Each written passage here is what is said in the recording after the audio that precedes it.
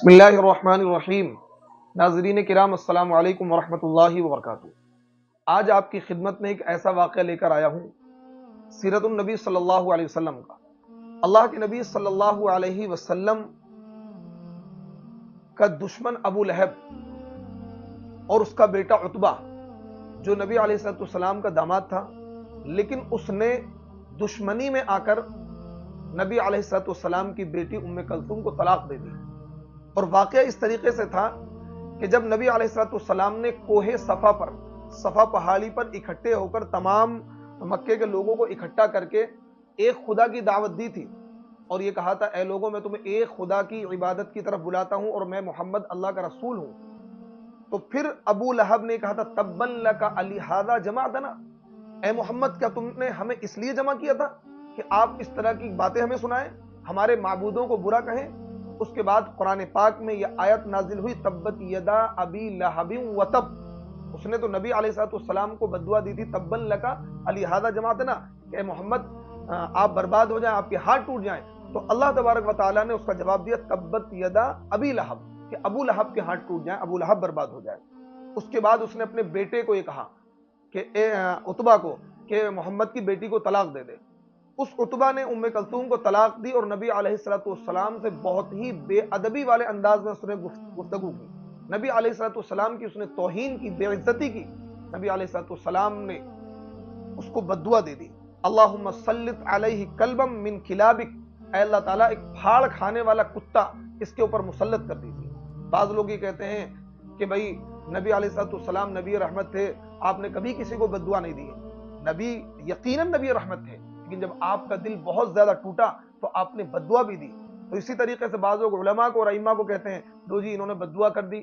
دیکھیے سیرت میں دونوں پہلو ملتے ہیں، کبھی ایسا موقع بھی ہوتا ہے انسان دعا بھی دیتا ہے، لیکن جب انسان کا دل زیادہ ٹوٹ جاتا ہے تو اس کے منہ سے آہ نکلتی ہے، اور جو آہ نکلتی ہے وہ عرش بری سے ٹکراتی ہے۔ تو اس لیے کسی انسان کی بد دعا نہیں لینی چاہیے۔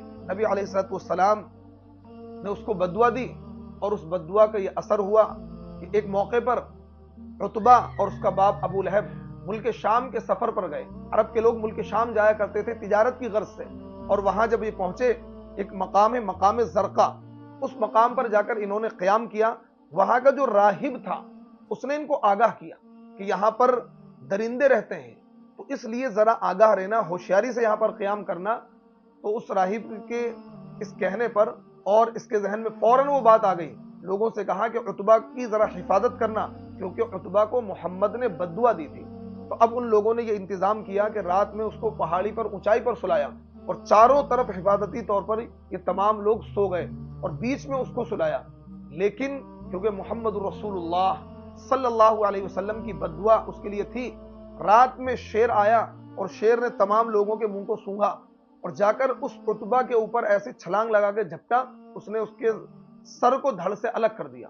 لیکن آپ یہ دیکھیے، کیونکہ نبی علیہ السلام نے اس کو بد دعا دی تھی اور وہ نبی کا دشمن تھا، اس کے جسم کے خون میں، رگ رگ میں نبی کی نفرت بسی ہوئی تھی، تو اس شیر نے اس کو ہلاک تو کر دیا، پھاڑ تو دیا، ٹکڑے تو کر دیے، چیر دیا، لیکن اس کا گوشت نہیں کھایا۔ حالانکہ شیر کیا کرتا ہے، جب کسی کو پھاڑ دیتا ہے، کسی کا شکار کرتا ہے تو اس کا گوشت کھا جاتا ہے، لیکن اس نے نبی کے دشمن کا جو گوشت تھا اس کو کھانا گوارا نہیں کیا۔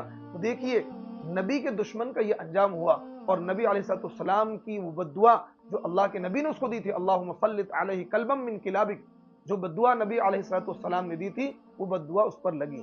تو اس لیے نبی کی سیرت میں یہ پہلو بھی ہے، ویسے نبی رحمت ہے، لیکن نبی علیہ السلام بہت زیادہ بد دل ہوئے، بہت زیادہ آپ کو تکلیف پہنچی، کیونکہ اس نے نبی کی بے عزتی بھی کی اور نبی کی بیٹی کو طلاق بھی دی۔